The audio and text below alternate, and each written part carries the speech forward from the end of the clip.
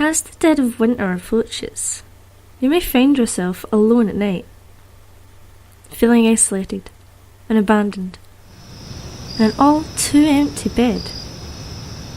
As the night grows ever bleaker, ghostly shadows dancing across the wall, the crying wind battering against your window, an ambulance siren in the distance, and there's no one there to convince you that you didn't hear those gunshots. There's no one there. No one. But do not be afraid. He waits for you. Wait for the moon to hide itself, perhaps behind a gathering of clouds. Midnight is the best time to do this.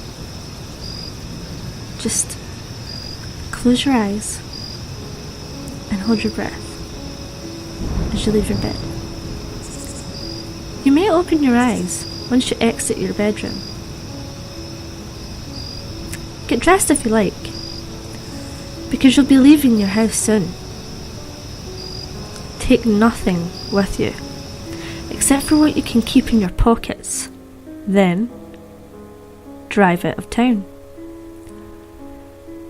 Drive as far away from civilization as you possibly can. Eventually, the air will become still. Then a dense fog will form, just like a short way down the road. You will hear nothing but silence as you approach. Let it consume you and your vehicle. No harm will come from this, I promise. Do not be afraid. He waits for you. The fog will lift. You will see a dimly lit motel, stranded and alone in the night, just like you. As you walk inside, notice that there is no one else there. The only sign of human inhabitants will be a small key on the front desk. Take these keys. Wander the corridors until you find the proper room. You will soon know exactly where it is, but you won't know why. Use your key to enter the room. Walk in and lie down in the bed. It's no more comforting than your bed at home. There's nothing but pure silence for miles. Death hangs in the air all around you, and it's so cold. You're still alone and frightened, but it's okay. He's frightened too, and it's just so cold. Cold enough to hold the pillow close to your body, burying your face in its softness and embracing it. Pretend that it's a lover all you want. You won't feel any safer, but you will feel warmer. Open your arms, lift up your head. The warmth is his arms, two twisted, mutilated arms tracing down your body. There he is, and he's frightened too. You can see it in his blackened, spherical eyes, fixating upon your face and twinkling with the light of another dimension. The light shines in specks from beneath his parched skin, making him glow from the inside. Bruises cover his decaying neck, as well as deep, finger-wide indents. It's as if someone had tried to strangle him. He sighs and softly caresses your face. the skin of his hands begins to flake off onto you, and you want to sweep it away, but you're stunned, completely stunned by this strange creature that's completely enamored by you. At least you're not alone anymore. You'll then gather enough will to take your hands and gently lift him off you, placing him to your side. You get a better look of him. His legs are disturbingly crooked, having been broken in so many places and healed in ways that they just weren't meant to. And he won't stop staring at you. Small, glittering tears drip from his eyes. He shivers. He shivers and trembles, trying to form words with his torn mouth. You can't tell exactly what he's telling you. It doesn't matter for now. He will want to touch you, to hold you, and to comfort you.